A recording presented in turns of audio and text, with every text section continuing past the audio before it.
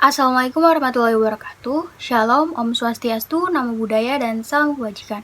Halo teman-teman semua, perkenalkan, saya Ginda Sheila Duanggraini, perwakilan dari kelompok 6, ingin menyampaikan materi tentang renang gaya kupu-kupu. Nah, sebelum masuk ke materi, saya akan memperkenalkan teman-teman saya dulu yang ada di balik layar. Nah, di sebelah sini yang pertama itu ada saya sendiri, Ginda Sheila Duanggraini.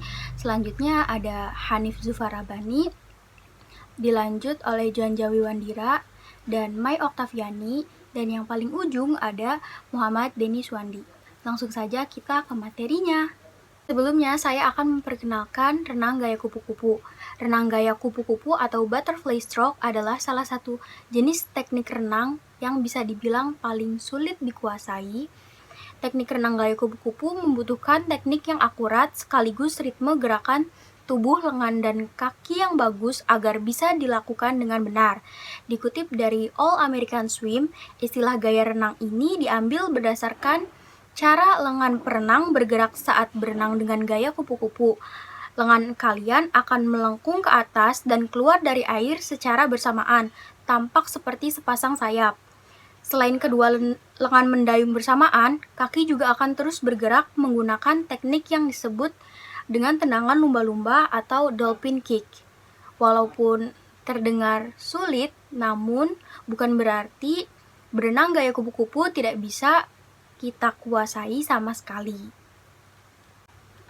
Biasanya sebelum melakukan gerakan atau mempraktekkan renang gaya kupu-kupu, kita diwajibkan mengetahui teknik dasar berenang gaya kupu-kupu. Yang pertama itu ada posisi dan postur tubuh. Nah, posisi dan postur tubuh itu sangat penting agar gerakan gaya kupu-kupu menjadi efisien. Saat berada di dalam air, pastikan tubuh kalian tetap rata dalam posisi telungkup. Usahakan posisi tubuh sejajar dan sedekat mungkin dengan permukaan air. Selain itu, dalam teknik renang ini, kalian juga perlu memperhatikan postur dan gerakan tubuh, seperti tubuh akan membentuk gerakan gelombang selama berenang dengan gaya kupu-kupu. Nah, contohnya tuh seperti ini. Kemudian, gerakan gelombang akan dimulai dari kepala, kemudian diikuti oleh bagian dada, pinggul, hingga kaki. Hal ini diperlukan dilakukan secara berirama hingga membentuk satu gelombang berbentuk S. Selanjutnya, posisi kepala bervariasi, yakni tepat di bawah air saat membuang nafas dan dagu menempel pada permukaan air sambil menarik nafas. Pastikan juga saat kepala di bawah air, pinggul terangkat ke permukaan. Sementara itu, saat kepala berada di permukaan air, pinggul yang akan turun ke bawah. Yang kedua itu ada gerakan lengan. Gerakan lengan gaya kupu-kupu hampir sama seperti teknik renang gaya bebas atau freestyle. Bedanya, pada renang gaya kupu-kupu, kedua lengan bergerak bersamaan dan terus-menerus. Terdapat 4 fase utama gerakan lengan dalam teknik renang ini, yaitu entry, catch, pull, dan recovery. Nah, lengan direntangkan ke depan tubuh dan di atas permukaan air. Lalu, tangan masuk ke dalam air dengan bagian ibu jari terlebih dahulu. Tangan masuk selebar bahu dengan siku ditekuk dan posisinya sedikit lebih tinggi dari tangan. Itu entry. Nah, terus ada catch. Saat memasuki air, pastikan posisi lengan lurus, lebar bahu, dan telapak tangan menghadap ke bawah. Lalu, lakukan gerakan menekan ke bawah dan keluar dengan kedua tangan secara bersamaan. Yang ketiga itu ada pull. Tarik tangan ke arah tubuh dalam gerakan setengah lingkaran, bagian telapak tangan menghadap keluar dan jaga siku kalian lebih tinggi dari tangan kalian. Yang keempat itu ada recovery. Setelah kedua tangan mencapai paha pada akhir tarikan, sapukan kedua lengan ke atas secara bersamaan. Lemparkan tangan ke depan ke posisi awal dan ulangi gerakan seperti semula, yaitu ada entry, catch, pull, dan recovery. Nah, yang ketiga itu ada teknik gerakan kaki. Gerakan kaki pada renang gaya kupu-kupu biasa disebut dengan tendangan lumba-lumba atau dolphin kick.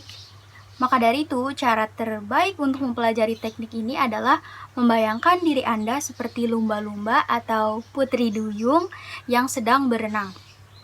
Selama gerakan, kedua kaki harus menyatu dan jari kaki mengarah ke bawah. Kalian perlu melakukan tendangan ke bawah secara bersamaan. Gerakan renang ini dipercaya efektif mengencangkan otot perut.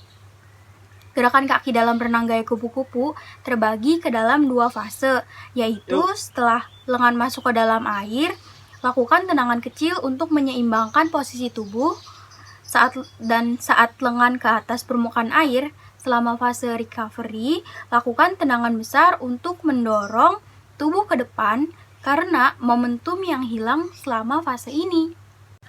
Dan yang keempat, ada teknik pernapasan. Pernapasan saat berenang gaya kupu-kupu menjadi tantangan terbesar karena kalian perlu mengatur ritme dan harus diselesaikan dengan cepat. Ritme yang dapat kalian lakukan untuk menarik dan membuang nafas yaitu tarik nafas pada saat dimulainya fase recovery, saat lengan baru saja mulai keluar ke atas permukaan air, angkat dagu sejajar di atas satu, menempel permukaan air sambil melihat lurus ke depan. Kemudian, tarik nafas dengan cepat melalui mulut. Setelah nafas terhirup, segera turunkan kepala ke bawah air dan buang nafas melalui mulut dan hidung. Kepala harus kembali sebelum lengan memasuki air. Dagu dan pandangan lurus ke depan adalah hal dasar yang dikenal sebagai traditional way.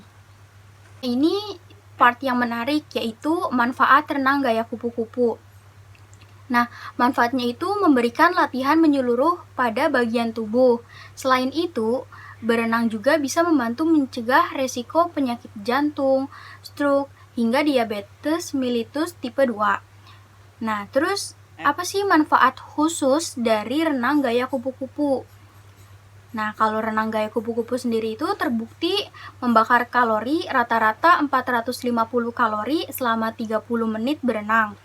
Hal ini menjadikan gaya renang paling efektif menurunkan berat badan. Terus juga berenang gaya kupu-kupu dapat membantu mengencangkan dan membangun otot-otot tubuh bagian atas, dada, lengan terutama pada tricep, terus pada perut dan otot punggung. Gaya renang ini juga mampu meningkatkan kelenturan dan peregangan untuk memperbaiki postur tubuh. Yang satu ini kesalahan umum pada saat berenang dengan gaya kupu-kupu. Yang pertama itu posisi kepala. Kalian mungkin sering melihat atau mengalami sendiri melihat ke arah depan saat berenang dengan gaya kupu-kupu.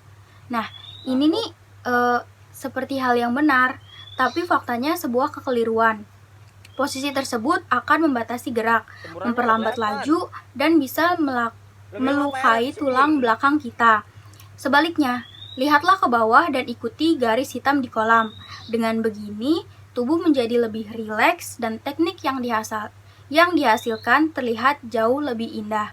Yang kedua itu ada posisi tubuh. Teknik renang gaya kupu-kupu sering dibandingkan dengan gaya dada. Pada teknik ini, perenang menggerakkan kepalanya untuk bernafas, hal yang sebaliknya terjadi pada gaya dada. Posisi tubuh datar adalah kesalahan umum dalam berenang gaya kupu-kupu. Kurangnya gerakan dada dan pinggul menyebabkan tubuh bergerak tidak teratur. Padahal, posisi dari gaya kupu-kupu adalah gerakan tubuh atau body roll. Nah, yang ketiga itu ada pengambilan nafas. Menggerakkan leher dan tulang belakang untuk mengambil nafas membuat kita harus mengerahkan energi ekstra dan menyebabkan kita mudah kelelahan. Padahal, biarin aja tubuh di dalam air dan renggangkan dagu di atas air. Cara ini jauh lebih mudah dan tidak memerlukan usaha berlebih. Kesalahan lainnya adalah bernafas saat lengan berada di atas air.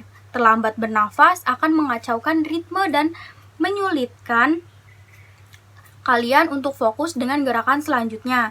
Saat mengambil nafas, jangan panik dan pahami bagaimana lengan dan tubuh kalian bergerak di dalam air. Ambil nafas ketika gerakan lengan dalam posisi menarik atau pull Angkat dagu, tarik nafas, dan kembalikan kepala ke dalam air saat lengan akan kembali ke air. Yang keempat, gerakan lengan. Beberapa perenang cenderung melintasi air dengan tangan dalam posisi gaya bebas. Ini merupakan kesalahan gerakan kupu-kupu yang cukup banyak dilakukan. Hal itu bisa dipicu dari posisi ibu jari, mengerahkan ibu jari ke depan membuat siku terbuka, menekuk, sehingga membuat kalian kesulitan untuk mengangkat lengan keluar dari air. Saat lengan berada di luar air, pertahankan lengan tetap lurus dengan telapak tangan menghadap ke belakang. Dan yang kelima, teknik tendangan. Jika kalian terbiasa berenang gaya dada atau punggung, kaki berfungsi sebagai alat untuk mendorong ke depan sehingga tendangan cenderung lebih besar.